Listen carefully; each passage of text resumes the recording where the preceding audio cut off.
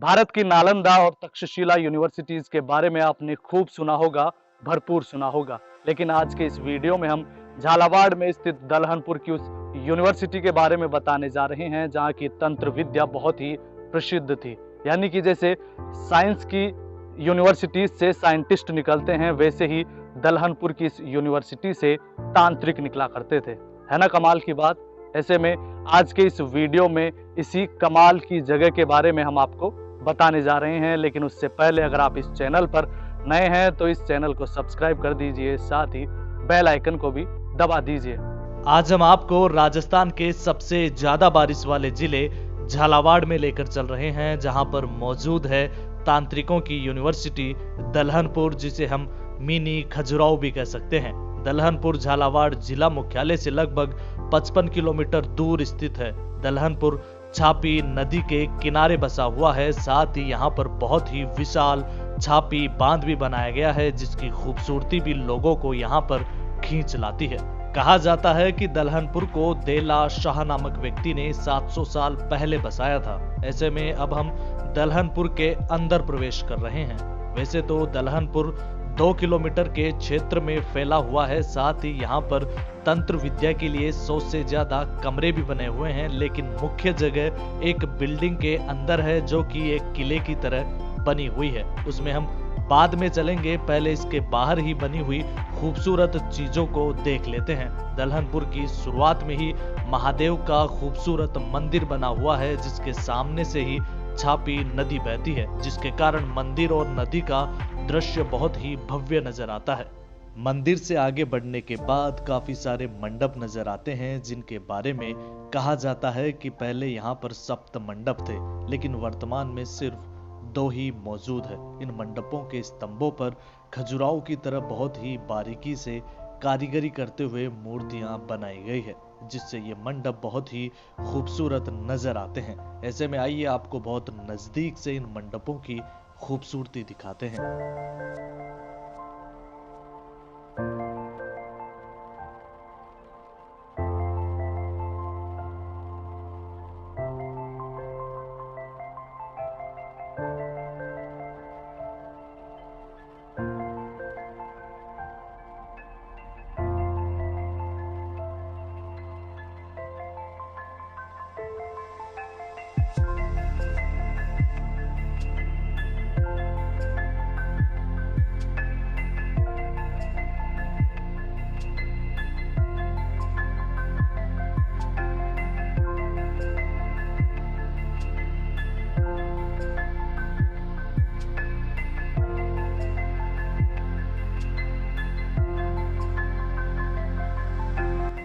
अब हम मुख्य भवन की तरफ आगे बढ़ रहे हैं। भवन में प्रवेश करते ही हमें दलहनपुर का सबसे मुख्य मठ दिखाई देता है, जो कि 2 मंजिला है और ये 100 स्तंभों पर टिका हुआ है।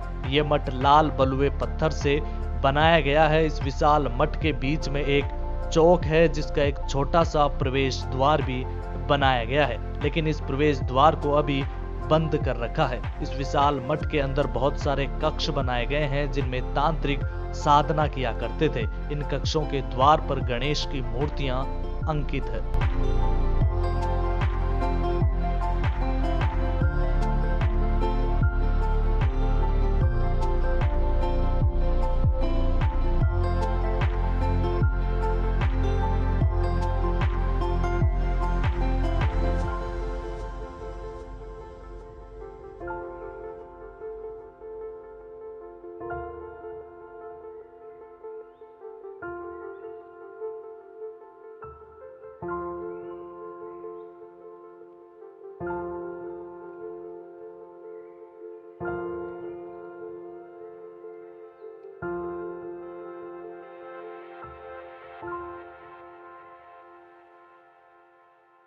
मुख्य मठ के बाद जैसे ही हम परकोटे के अंदर ही बाईं तरफ आगे बढ़ते हैं, तो यहाँ पर भी हमें कई सारे मठ बने हुए दिखाई देते हैं। यहाँ पर एक टूटा हुआ शिलालेख भी है, जिस पर देलहनपुर लिखा हुआ है। इसके बाद 14 पंक्तियां और भी लिखी गई है, लेकिन इनको पढ़ा नहीं जा सकता। मठ के पास ही में कई सारे कक्ष भी बने हुए हैं, जिनके लिए कहा जाता है कि इनमें तंत्र साधना के साधक निवास करते थे। तंत्र विद्या को विज्ञान भले ही नहीं मानता हो, लेकिन प्राचीन भारतीय संस्कृति में तंत्र विद्या को वैज्ञानिक स्वरूप में ही माना जाता था। ऐसे में तंत्र साधकों को अपनी साधना के लिए जो भी सुविधाएं चाहिए रहती थी, जैसे विशाल जलराशि, नदी, शांत स्थल, वन और अच्छा विश्राम स्थल, वो सभी चीजें एक साथ दलहनपुर में हमें देखने को मिलती है। दलहनपुर के बारे में कहा जाता है कि इसे 2 बार बसाया गया। पहले यहाँ पर तंत्र विद्या की शिक्षा दी जाती थी, तो उसके बाद ये 18वीं सदी में यहाँ पर बड़ी अनाज मंडी भी हुआ करती थी। इसके अलावा यहाँ पर राजा महाराजाओं के शिकार गाह भी हुआ करते थे। लेकिन उसके बाद भी यहाँ पर हालातों में कुछ खास बदलाव नहीं आया। यहाँ तक कि हाल ही के वर्षों में सरकार ने भी इसके जीर्णोद्धार के लिए लगभग 2.5 करोड़ रुपए की राशि खर्च की है। लेकिन यहाँ पर अभी भी जो सबसे बड़ी कमी देखने को मिलती है वो यहाँ की देखभाल और पर्यटकों की मिलती है। आपकी जानकारी के लिए बता दें कि तंत्र साधना में 2 प्रकार के तंत्र साधक कापालिक और कालमुखे होते थे। ऐसे में माना जाता है कि दलहनपुर मुख्य रूप से कापालिक तंत्र साधकों का केंद्र रहा है। ऐसे कापालिक तंत्र साधक सिर पर जटाजूट, गले में रुद्राक्ष माला, शरीर पर शमशान की भस्म और हाथ में नर कपाल धारण करते थे। ऐसे कापालिक साधक महादेव को अपना आराध्य देव मानते हैं।